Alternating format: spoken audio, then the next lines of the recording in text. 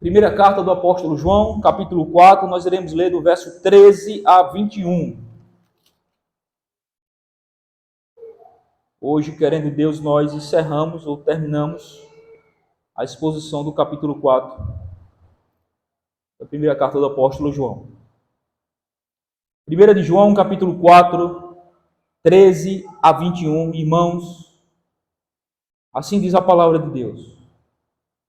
Nisto conhecemos que permanecemos nele, e ele em nós, em que nos deu do seu Espírito.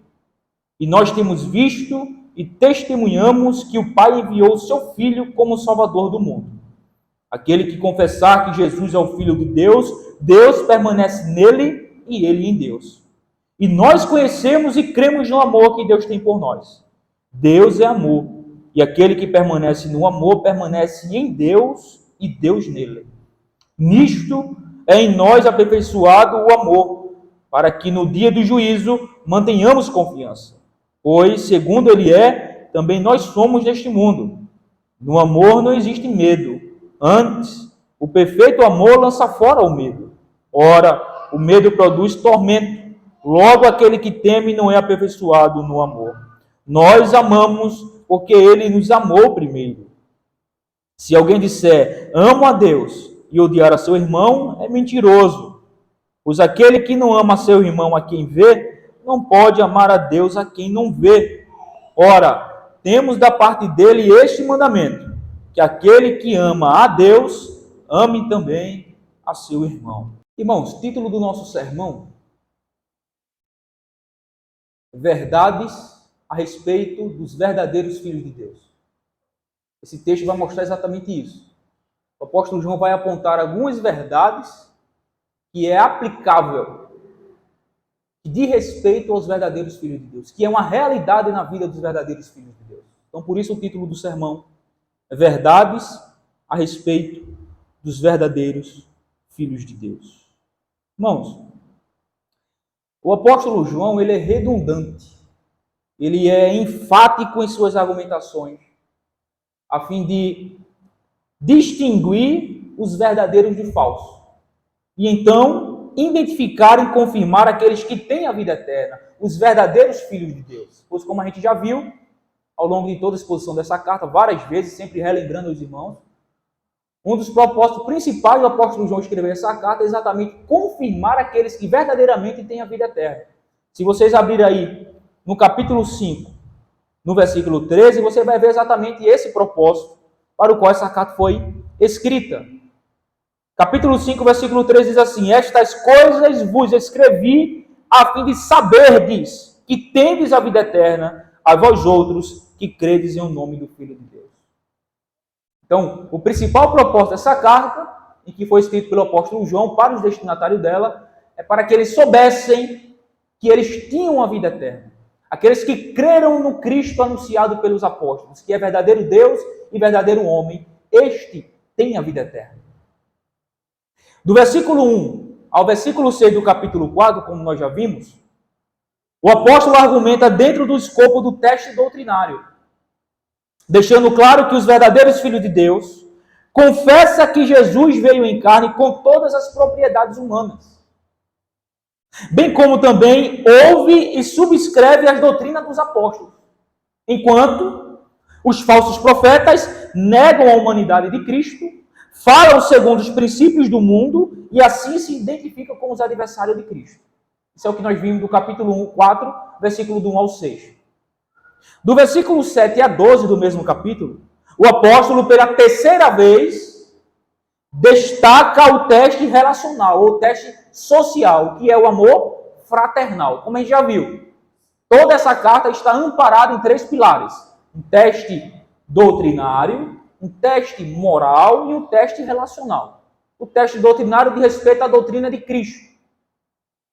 A pessoa tem que crer que Jesus, ele é o Filho de Deus e que ele é um ser constituído das duas naturezas, divina e humana.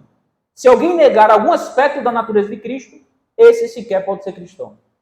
Que estava dentro do contexto aqui, alguns falsos mestres negavam uns a sua divindade, enquanto outros negavam a sua humanidade. Então João escreve essa carta também com o propósito de combater os falsos profetas. estava influenciando a igreja lá do primeiro século. Então, do versículo 7 a 12, pela terceira vez, o apóstolo ele destaca o teste relacional, que é o amor fraternal para com os irmãos. Ele destaca a fonte desse amor, que é Deus, o tipo desse amor, que é um amor incondicional e sacrificial, e o dever que temos de que, com esse amor, amar uns aos outros. Isso é o que ele falou do versículo 12, do versículo 7 a 12, como nós vimos semana passada. Agora, no versículo 13 a 21, o apóstolo João junta essas duas provas, a doutrinária e a relacional, e fundamentado nelas, ele faz 3 afirmações, 3 verdades a respeito dos verdadeiros filhos de Deus. É o que nós iremos ver a partir de então. A primeira verdade é que os verdadeiros filhos de Deus sabem que estão unidos a Deus, a sua união com Deus por intermédio de Jesus Cristo. A segunda verdade é que os verdadeiros filhos de Deus não temem o dia do juízo. E a terceira verdade que o apóstolo João vai destacar nesses versos é que os verdadeiros filhos de Deus demonstram o seu amor a Deus amando os irmãos. Essas são as 3 verdades que o apóstolo João vai destacar nesse texto. E aqui nós iremos para o primeiro ponto, para ver a primeira verdade que o apóstolo João afirma a respeito dos verdadeiros filhos de Deus. Os verdadeiros filhos de Deus sabem que estão unidos a Ele. Sabem que estão unidos a Deus. Isso é uma convicção, isso é uma certeza que os verdadeiros de Deus têm inerentemente a si. Eles sabem, ele tem convicção, ele tem certeza que estão unidos a Deus por intermédio de Jesus Cristo. Está aí no versículo 13. A grande pergunta que surge é: como os verdadeiros filhos de Deus sabem que estão unidos a Deus? Sabem da sua união com Deus? Versículo 13. Pelo dom do Espírito. Veja aí versículo 13, leamos. Nisto conhecemos que permanecemos nele e ele em nós, em que nos deu do seu Espírito. Irmãos, o Espírito Santo, o Espírito aqui no texto é o Espírito Santo. É a terceira pessoa da Trindade. É o Espírito prometido. É o Espírito da verdade que o mundo não pode receber, porque não vê e nenhum conhece. Mas vós conheceis, porque ele habita convosco e estará em vós, como diz o Evangelho de João, capítulo 14, versículo 17. Esse Espírito é o que nos foi dado como selo e penhor da nossa herança, conforme Efésios 1. E é o mesmo que testifica em nosso coração que somos filhos de Deus, de acordo com Romanos 8. Ele nos convence dos nossos pecados e da nossa imoralidade. Ele nos guia e nos ensina em toda a verdade. Ele nos ilumina o entendimento para que possamos entender e crer na doutrina dos apóstolos. O Espírito é a terceira pessoa da Trindade. Ele é Deus. E sendo ele Deus, é Deus habitando no homem. Deus nos deu do seu Espírito, e sendo ele Deus, significa que é Deus habitando no pecador. Essa é a primeira razão, ou a primeira verdade que o apóstolo João afirma aqui no versículo 13. É que os verdadeiros filhos de Deus, eles sabem que está em união com Deus. Como? Pela habitação do Espírito nele. Espírito esse que é o Espírito da verdade, que é o Espírito Santo, que é o Espírito que ensina, que guia, que convence do pecado, que é o Espírito que foi dado como selo e garantia da nossa herança, que é o Espírito que é Deus e que habita em todo pecador que se arrependeu e que creu em Jesus Cristo. É o Espírito que, conforme Romanos 8, ele testifica em nosso coração de que nós somos filhos de Deus. Então, os verdadeiros filhos de Deus sabem que estão unidos com Deus. Agora, consequentemente a isso, o homem, por receber o dom do Espírito, a habitação de Deus nele, pelo Espírito, crê que Jesus é o Salvador do mundo e o Filho de Deus. Essa é a segunda razão pela qual os verdadeiros filhos de Deus sabem que estão unidos a Deus. A primeira, pela habitação do Espírito. Espírito Santo que ele recebeu quando ele nasceu de novo, quando ele creu em Jesus Cristo. A segunda razão deles saberem de que estão unidos a Deus é que eles creem que Jesus é o Salvador do mundo e o Filho de Deus. Veja aí versículo 14 e 15. Versículo 14 ele diz assim, né?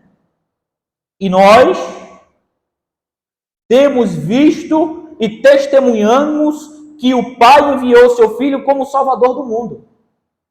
Irmãos, quando o apóstolo João diz, e nós temos visto e testemunhamos,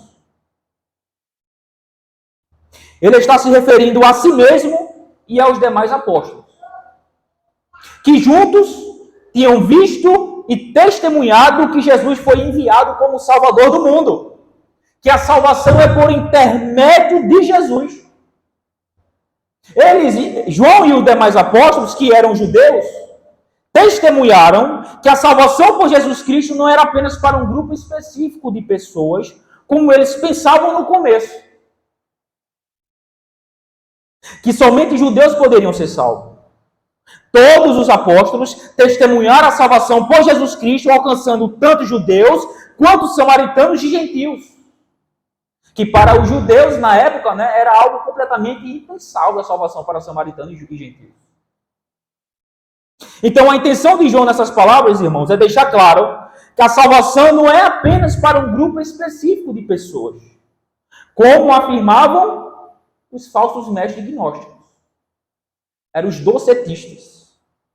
E que a salvação não é por meio de um conhecimento oculto, esotérico, misterioso que apenas algumas pessoas intelectualizadas ou iluminadas poderiam alcançar, como afirmavam esses mesmos falsos mestres. Ao contrário, a salvação era para qualquer pessoa, sem distinção, e que se dá não por meio de alguma ideia oculta ou misteriosa, mas por intermédio de um homem, a saber, Jesus Cristo. Pois, diz o versículo 15, né? Aquele que confessar que Jesus é o Filho de Deus, Deus permanece nele e ele em Deus. Irmãos, ele reitera a verdade de que por meio de Cristo estamos unidos a Deus. E que não podemos estar ligados a Cristo a menos que Deus habite em nós. Crer no Jesus que foi visto e testemunhado pelos apóstolos, que é o Salvador do mundo e o Filho de Deus, é mais uma evidência do saber dos verdadeiros filhos de Deus, da sua união com Ele. Qual era o contexto?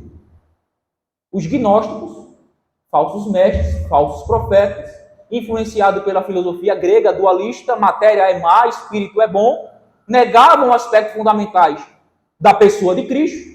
Uns negavam a sua divindade, enquanto outros negavam a sua humanidade. E eles arrogavam esse grupo nessa vertente chamada gnosticismo, o docetismo, dentro da heresia gnóstica. Tinha várias vertentes e tinha uma vertente chamada docetistas. Eles afirmavam e criam que a salvação se dava pelo conhecimento. Um conhecimento oculto, misterioso, que apenas algumas poucas pessoas intelectualizadas e iluminadas podiam alcançar. Então o apóstolo João vai dizer, não. A salvação, primeiro, não é por intermédio de nenhum conhecimento esotérico, oculto, misterioso, mas é por Jesus Cristo. E segundo, a salvação não é para um grupo específico de pessoas, mas é para todo aquele que crê em Jesus Cristo pela fé somente. Então veja, aqui a gente pode aprender algumas coisas. O que João está combatendo aqui, irmãos, é o exclusivismo. E quando a gente olha para fora e faz um rápido análise, a gente vê que tem muitos movimentos ditos cristãos que exatamente são exclusivistas. De que se não tiver naquele meio, a pessoa não pode ser salva. Como, por exemplo, testemunha de Jeová. Ninguém pode ser salvo se não for um testemunho de Jeová, como eles. Os mormons, ninguém pode ser salvo se não for um mormon como eles. Os adventistas, ninguém pode ser salvo se não estiver dentro do movimento adventista. O islamismo, ninguém pode ser salvo se não for um seguidor do profeta Maomé e a fé no Deus Alá. E eles são exclusivistas no que diz respeito ao aspecto da salvação, assim como esses docetistas eram nessa época. Que para eles a salvação é só quem pode ser salvo, só quem pode ser liberto da matéria queimar é quem alcança esse conhecimento misterioso, oculto, esotérico, que apenas algum grupo específico, algumas pessoas específicas podem alcançar. João vai dizer, não. A salvação não é por um conhecimento esotérico, mas a salvação é por meio da fé em Jesus Cristo, e essa salvação não é para um grupo específico de pessoas, mas é para todo aquele, sem distinção, rico, pobre, judeus, samaritanos ou gentios, brasileiros ou africanos, qualquer um, sem distinção, se arrepender dos seus pecados e crer em Jesus Cristo, porque a salvação é por ele somente. Então veja, quando a gente olha para esses movimentos, a gente consegue já identificar um traço fortíssimo de heresia, de seita, como esses que eu acabei de citar para vocês. É uma marca distintiva de uma seita, o exclusivismo. A salvação só pode ocorrer na vida de uma pessoa se a pessoa se adequar àquele movimento dele. Aquele grupo específico de pessoas. João vai dizer, não. A salvação é por meio de Jesus Cristo. E a salvação é para qualquer um que se arrepender e crer em Jesus Cristo. E essa é a segunda razão pela qual os verdadeiros filhos de Deus sabem que estão unidos a Deus. Qual? A fé no Jesus anunciado pelos apóstolos, que é verdadeiro Deus e verdadeiro homem, que é o Salvador do mundo e o Filho de Deus.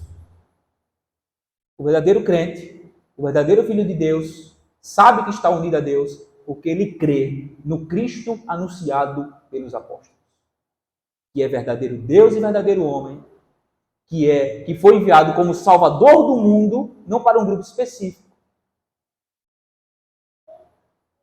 e que é o verdadeiro Filho de Deus. Essa é a segunda razão. Mas tem uma terceira razão pela qual os verdadeiros filhos de Deus sabem que estão unidos a Deus. Irmãos, esses dois elementos que eu anunciei a vocês, a habitação do Espírito e a fé em Cristo, são elementos subjetivos. Qualquer um pode afirmar isso ou não pode? Você pergunta a qualquer um, não, o Espírito Santo habita em mim. Não, eu creio em Jesus anunciado pelos apóstolos. Porque são algo subjetivos, a gente não consegue medir. Mas essa medição, ela é aferida por um elemento objetivo, que o apóstolo João agora vai mostrar no verso 16. Esses elementos subjetivos da nossa união com Deus, que é a habitação do Espírito e a fé no Jesus anunciado pelos apóstolos, é confirmado por um elemento objetivo, externo, visível, algo que pode ser aferido, que é o quê? Versículo 16. A prática do amor fraternal. Como é que eu sei que eu sou habitado pelo Espírito Santo, que eu creio no Jesus anunciado pelos apóstolos? São algo subjetivos. Como é identificado alguém verdadeiramente salvo? A prática do amor fraternal. Veja o versículo 16. E nós conhecemos e cremos no amor que Deus tem por nós. Deus é amor, e aquele que permanece no amor, permanece em Deus e Deus nele. Irmãos, é pela fé que conhecemos, que sabemos do amor que Deus tem por nós. E isso é confirmação pelo Espírito que em nós habita, conforme Romanos 5,5. Romanos 5,5 diz assim: porque o amor de Deus é derramado em nosso coração pelo Espírito Santo que nos foi outorgado. É também pela fé que Deus habita em nós. E diz o texto que Deus é amor. Então, logo, o amor deve estar em todos quanto Deus habita.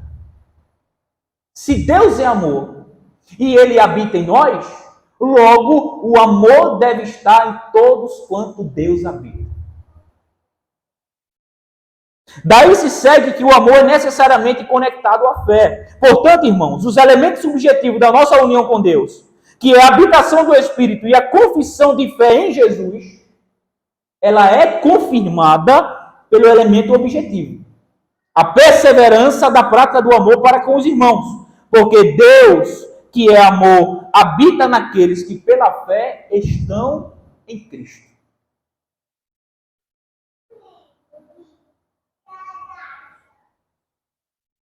Como você sabe que você é um verdadeiro filho de Deus?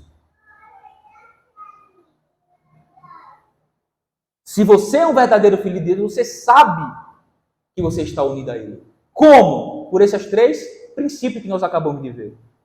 O Espírito habita em você, você crê no Jesus anunciado pelos apóstolos, mas esses elementos subjetivos são confirmados pelo elemento objetivo, que é o quê? A prática do amor fraternal. Algo que pode ser aferido, algo que pode ser identificado, algo que pode ser visto na vida daqueles que professam fé em Cristo. Porque o amor, como nós já vimos várias vezes nessa carta, não é um sentimento no coração, mas é prático. O amor, ele é prático.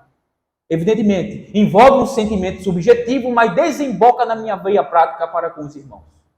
Se tem algum irmão passando necessidade, eu vou ajudar ele conforme as minhas condições. Eu vou amá-lo na prática. Como ele vai dizer nessa mesma carta, alguns capítulos antes, que o amor, irmãos, não amemos de palavras nem de línguas, mas de fato e de verdade. Na prática, o amor ele é prático. O amor ele é prático. Então, o amor é a confirmação de que nós estamos unidos a Ele. E de que aqueles outros elementos subjetivos, a habitação do Espírito em nós e a fé em Jesus anunciado pelos apóstolos, ele é verídico na minha vida. Quando eu pratico o amor para com os irmãos. Você pode até afirmar que o Espírito habita em você. Você pode até afirmar com a sua boca que você crê em Jesus anunciado pelos apóstolos.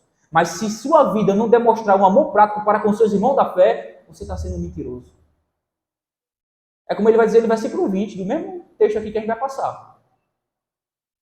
Aquele que diz que ama a Deus, mas odeia seu irmão, ele é mentiroso. Porque ninguém pode amar a Deus a quem não vê. Ninguém pode amar a seu irmão a quem vê e não... Deixa eu ler. Se alguém disser ama a Deus e odeia seu irmão, é mentiroso. Pois aquele que não ama seu irmão a quem vê, não pode amar a Deus a quem não vê. É lógico isso. Se eu não amo meu irmão quem eu vejo, eu não posso amar a Deus a quem não vejo.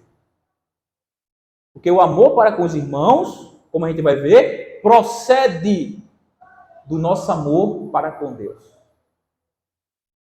É a confirmação que eu amo a Deus. É quando eu amo os meus irmãos. Isso aqui a gente vai ver no 3º ponto do sermão. Então, irmãos, nesse primeiro ponto nós terminamos. Os verdadeiros filhos de Deus sabem que estão unidos a Ele. Sabem da sua real união com Ele. De novo, pela habitação do Espírito que testifica em seu coração que você é um filho de Deus. De que quando você peca, Ele lhe convence do seu pecado, da sua imoralidade. Que convence você ao verdadeiro arrependimento. A consertar a sua vida. Você crê no Jesus anunciado pelos apóstolos, que é verdadeiro Deus e verdadeiro homem, que é o Salvador do mundo e o verdadeiro Filho de Deus. E por fim, tudo isso é confirmado pelo seu amor prático para com seus irmãos da fé. Olha, é uma cadeia, né? Uma coisa está ligada à outra. De maneira que se não tiver o amor prático para com os irmãos, a habitação do Espírito e a fé em Jesus Cristo, ela é confirmada como sendo falsa na minha vida. Como sendo uma mentira na minha vida. Você tem amado seus irmãos? Não amado de palavras, não amado de línguas, mas amado de fato e de verdade. Você tem amado eles? Você tem se importado com eles? Você tem se preocupado com eles? Você tem amado verdadeiramente a eles? Se tem, você deve saber que você está unido a Deus. Porque essas são as evidências. Irmãos, agora, pelo fato dos filhos de Deus saberem que estão unidos a Ele, cuja evidência e a habitação do Espírito, a fé em Jesus anunciada pelos apóstolos e a prática do amor fraternal, a consequência lógica disso é o que vai ser ensinado no versículo 17 e 18 pelo apóstolo João. E aí nós iremos agora para o nosso segundo ponto. É que os verdadeiros filhos de Deus não temem o dia do juízo. Se os verdadeiros filhos de Deus estão unidos a Deus, consequentemente eles não vão temer o dia do juízo de Deus. Eles não vão temer o dia do juízo. E essa é a segunda verdade que o apóstolo João fala a respeito dos verdadeiros filhos de Deus. Veja aí o versículo 17 e 18. Nisto é em nós aperfeiçoado o amor, para que no dia do juízo mantenhamos confiança. Pois, segundo ele é, também nós somos neste mundo. No amor não existe medo. Antes, o perfeito amor lança fora o medo. Ora, o medo produz tormento. Logo, aquele que teme não é aperfeiçoado no amor. Irmãos, os verdadeiros filhos de Deus, a segunda verdade que o apóstolo João afirma a respeito dos verdadeiros filhos de Deus é que eles não temem o dia do juízo. E isso, veja, é uma consequência do primeiro ponto. Eles estão unidos a Deus, e pelo fato de eles estarem unidos a Deus, eles não temem o juízo. O juízo de Deus. O amor aperfeiçoado lhe mantém os verdadeiros filhos de Deus confiantes. Porque neste amor perfeito, completo, derramado no coração do crente por Deus, e que é a habitação do próprio Deus, que é amor, no crente, não existe medo. Neste amor, não existe medo. Como diz o versículo 17 e 18. Irmãos, o que o apóstolo João nos ensina nesse texto é que o amor a Deus, ou melhor, é que quando o amor de Deus é por nós visto e conhecido pela fé, nossa consciência recebe paz. De modo que não mais treme e nem teme. Veja que a confiança diante do juízo de Deus vem pelo conhecimento, pela convicção, pela certeza, por provar em sua vida de que ele é amado por Deus. E quando ele chega a esse conhecimento, a esse entendimento, a sua alma, a sua mente é preenchida com uma paz serena, de modo que ele não teme o dia do juízo. Ao contrário, para o crente, isso é algo que ele anela. Porque no dia do juízo, no último dia, é o dia que ele será completamente livre do corpo da morte, da presença do pecado. E o verdadeiro crente anseia por isso, anela por isso. Se Deus, que é amor, permanece em nós, seu amor flui por nosso intermédio. Esta união mística com Deus aperfeiçoa em nós o amor, e esse amor aperfeiçoado nos dá confiança no dia do juízo.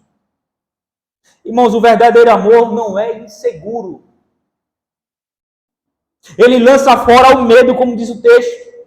Ele não é regido pelo tormento, mas governado pela confiança. Aqueles que têm medo de Deus se afastam dele atormentados. Mas aqueles que o amam aproximam-se dele e se deleitam nele. Portanto, irmãos, ninguém pode já chegar-se com mente tranquila ante o tribunal de Deus, a não ser aquele que crê ser graciosamente amado.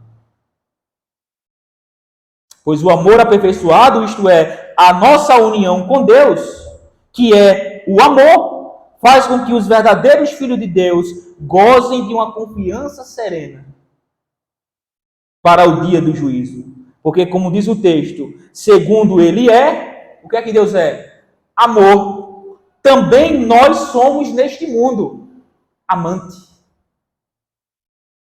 Segundo Deus é amor. Também nós somos neste mundo amante. Praticante do amor. E neste fruto que é o amor, que é a evidência da nossa união com Deus por intermédio da fé em Cristo, é que repousa a nossa confiança no dia do juízo de Deus. Isto é, resumindo, aquele que ama não teme o dia do juízo. Por quê? Porque o amor fraternal é a evidência de que o Deus que é amor habita nele. E se o Deus que é amor habita nele e que é o mesmo que irá julgar todo mundo no último dia, ele não tem o que temer. Porque ele é amado. E porque por intermédio dele, como sendo um canal, ele ama o próximo. E se ele ama, é confirmado de que ele está unido a Deus por intermédio da fé em Jesus Cristo. Portanto, ele não tem o que temer. Ao contrário, para um verdadeiro filho de Deus, ele não alela esse dia. Ele deseja. Ele não vê a hora de que esse dia chegue. De encontrar com o seu Senhor, para estar com ele para todo sempre, completamente livre da presença do pecado. Como nós já estudamos e aprendemos, né? Cristo nos libertou do poder do pecado. Não somos mais escravos do pecado. Pelo pecado. Porque Cristo foi condenado no nosso lugar. Ele pagou todo o preço. Mas ele ainda está nos libertando da presença do pecado. Que é na teologia chamada o processo da santificação. Que se inicia na regeneração e terminará lá na glorificação. Então esse período chamado de santificação é o período ou o tempo da nossa vida cristã em que estamos sendo livres da presença do pecado. Mas só seremos livres completamente no último dia. No dia dos juízos. Em que ele nos livrará completamente da presença do pecado e estaremos com ele para todo sempre, sem pecado. Completamente livre do corpo desta morte, influenciado e atingido pelo pecado. Portanto, irmãos, esse foi o segundo ponto da afirmação que o apóstolo João faz a respeito dos verdadeiros filhos de Deus. Os verdadeiros filhos de Deus, pelo fato de estarem unidos a Ele por intermédio da fé em Jesus Cristo e confirmado pelo seu amor prático para com os irmãos, ele não teme o dia do juízo. O dia de juízo para ele não é problema. O dia de juízo para ele é alegria, é felicidade, é contentamento, é gozo, é plenitude com Deus através de Jesus Cristo. Se você é um filho de Deus, você deve anelar por esse dia. Mas, se você não é um filho de Deus, você tem toda a razão do mundo para temê-lo. Se você não é um filho de Deus, repito, você tem todas as razões do mundo para temer e tremer para que esse dia chegue.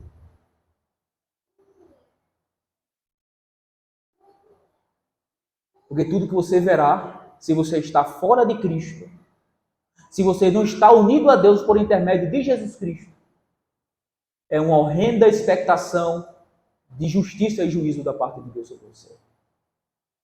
Você vai ver um Deus irado. Um Deus irado contra você. Pelo simples fato de você não estar coberto com a justiça de Cristo. De você não estar em Cristo e então unido com Deus. Tudo que lhe resta é uma horrenda expectação de justiça, juízo e ira do Deus Todo-Poderoso no dia do juízo de Deus. Mas se você está em Cristo e unido a Deus por intermédio dele, então é um momento de muita alegria. É um momento de muita alegria. Tem um hino da harpa cristã, ao soar da última trombeta, eu acho que é o nome do hino. A mensagem do hino é mais ou menos isso. Que destino há de ter a tua alma quando a morte ao teu lado chegar? A gente pode parafrasear e dizer: qual será o teu sentimento no dia do juízo de Deus? De grande alegria e exultação nele, de felicidade, ou de muito lamento, tristeza e angústia? Porque só haverá isso. Para uns, alegria, para outros, dor. Pelo simples fato de que, enquanto nesta vida, endureceram o seu coração em relação ao Filho de Deus. Não se arrependeram dos seus pecados e não creram em Jesus Cristo pela fé somente. Mas essa é uma verdade a respeito dos verdadeiros filhos de Deus. Você não teme o dia do juízo de Deus. E por fim, irmãos, terceiro e último ponto. Terceira e última verdade que o apóstolo João afirma a partir desse texto a respeito dos verdadeiros filhos de Deus é que, primeiro, eles são habitados pelo Espírito, ou melhor, eles estão unidos a Deus. Segundo, eles não temem o dia do juízo. E terceiro, os verdadeiros filhos de Deus demonstram o seu amor a Deus, amando os irmãos. Como eu sei que eu amo a Deus? Se você ama os irmãos. Isso é o que ele vai ensinar do versículo 19 a 21. Vamos ler? Nós amamos porque ele nos amou primeiro. Se alguém disser ama a Deus e odiar a seu irmão, é mentiroso. Pois aquele que não ama a seu irmão, a quem vê, não pode amar a Deus a quem não vê. Ora, temos da parte dele este mandamento, que aquele que ama a Deus, ame também a seu irmão. Irmãos, os verdadeiros filhos de Deus demonstram seu amor a Deus, amando os irmãos. Em primeiro lugar, é que o amor aos irmãos é a nossa resposta ao amor a Deus por nós. Versículo 19, né? Nós amamos porque ele, Deus, nos amou primeiro. Qual é o primeiro gomo do fruto do Espírito lá em Gálatas 5:22? E o fruto do Espírito é amor. Nós só somos capazes de amar como Deus nos amou aqueles que são verdadeiramente salvos. Aqueles que verdadeiramente são habitados pelo Espírito. Porque essa capacidade vem exatamente da habitação do Espírito. Do Deus que é amor, habitando no pecador redimido. Caso contrário, não tem capacidade de amar como Deus nos amou. Porque, como diz o nosso texto, nós amamos porque Ele nos amou primeiro. Então percebe que nós somos como fosse uma canaleta, né? Um instrumento, um meio através do qual o amor de Deus é manifestado ao mundo. Através do seu povo que verdadeiramente ama o próximo, verdadeiramente ama uns aos outros. Então, o nosso amor aos irmãos é a resposta ao amor de Deus por nós. Você quer, entre aspas, como uma expressão de gratidão e do seu amor por Deus, demonstrar o amor que você tem por Ele? Quero. Ame seus irmãos. Esse é o modo, a maneira como nós respondemos ao amor de Deus por nós. Quando nós amamos o nosso próximo. Mas, em segundo lugar, amar os irmãos é a prova de que nós amamos a Deus. Versículo 20, né? Se alguém disser ama a Deus e odiar seu irmão, é mentiroso.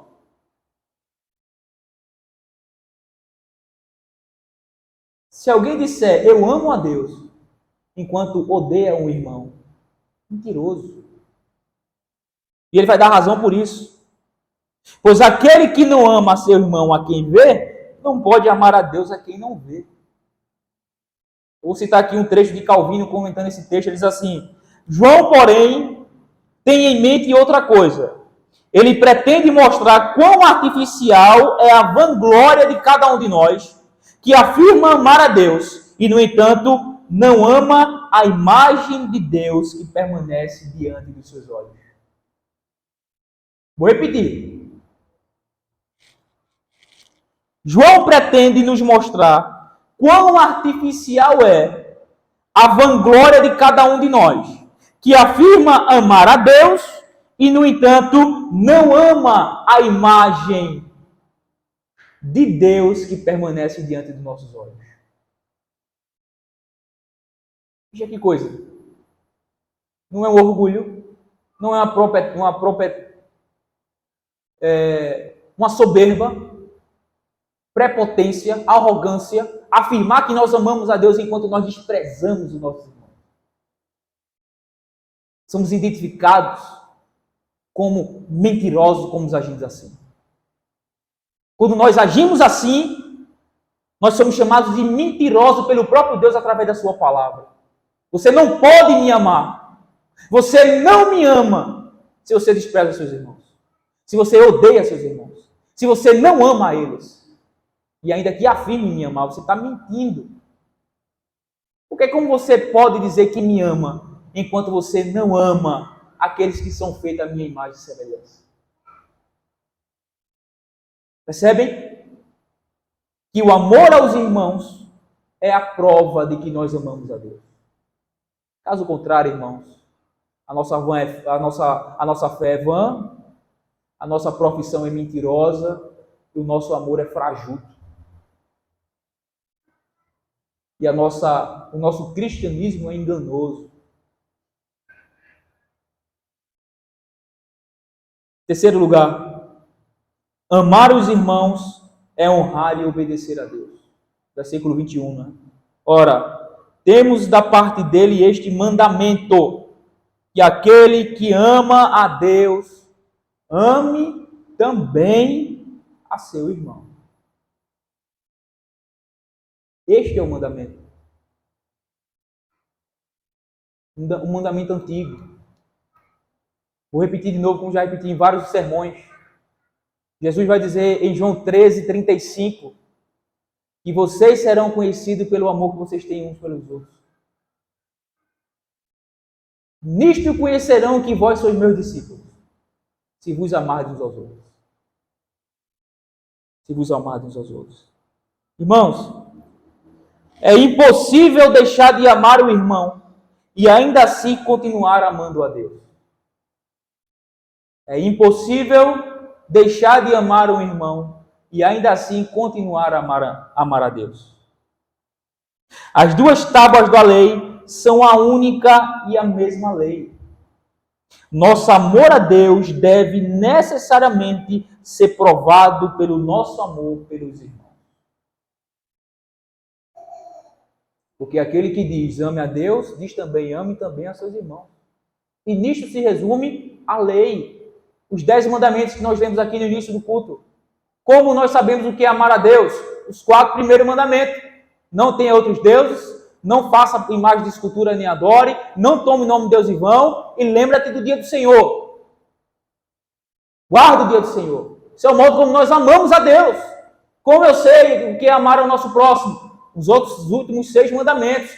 Honra pai e mãe, o princípio de honrar as autoridades. Não mate, não adultere, não roube, não minta, não cobiça. Assim eu amo meu próximo. Nisto se resume o amor, no cumprimento da lei, como nós vemos aqui na leitura devocional, Romanos 13, do 8 ao 10. E se tem alguma outra coisa, se resume nisto. Amarás o teu próximo como a ti mesmo. E isto é o cumprimento da lei. De sorte que o cumprimento da lei é o amor. Terminamos, irmãos. Irmãos, essas são as 3 afirmações que o apóstolo João faz a respeito dos verdadeiros filhos de Deus. 3 afirmações de fatos que são reais na vida dos verdadeiros filhos de Deus. Ele é habitado pelo Espírito, está unido a Deus. Isso é provado pela habitação do Espírito, pela fé em Jesus Cristo, pelo amor fraternal.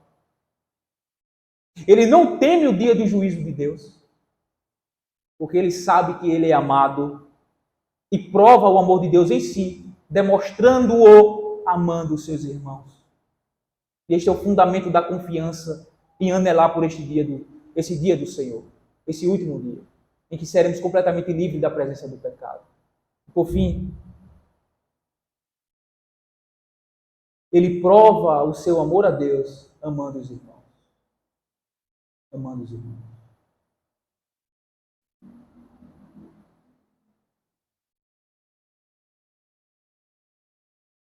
Estas 3 afirmações desses fatos é uma realidade na sua vida? Você tem convicção que está unido a Deus? Da sua união mística com Deus? Tenho. Prove-me. Como? Da forma que você acabou de ouvir. Você pode até afirmar aqueles elementos subjetivos de que você é habitado pelo Espírito que crê em Jesus. Mas isso aí cai por terra se você não ama o seu próximo, não ama os seus irmãos. Então, o modo que você prova que é habitado pelo Espírito, prova que você está unido a Deus por intermédio de Jesus Cristo, é o amor que você tem para com os seus irmãos. Consequentemente, você não vai temer o dia do juízo. E você vai provar desta união amando a Deus, amando os irmãos. Você tem feito isso? Isso é uma realidade na sua vida? Você vê essas verdades, esses fatos aplicados na sua vida? Você vivendo de acordo com essa regra, com essa verdade, com essa doutrina? Sim, amém. Você é um verdadeiro filho de Deus. Mas se você não vê, você tem toda a razão do mundo para você temer o dia do juízo de Deus. Por isso, nesta noite, eu quero lhe convidar a você se arrepender do seu pecado. Se isso não são realidades inerentes na sua vida, arrependa-se do seu pecado. Reconheça a sua condição diante de Deus e se volte para Ele por intermédio de Jesus Cristo, pela fé nele somente. Confesse-o, arrependa-se, abandone o seu pecado, suplique a sua misericórdia e o seu perdão. Para que assim, por intermédio da fé de Jesus Cristo, você possa ser unido a Deus e você possa perder todo o medo ou temor que você tem no dia do juízo. E assim poder demonstrar o amor que Deus tem por você, amando os seus irmãos. Amém.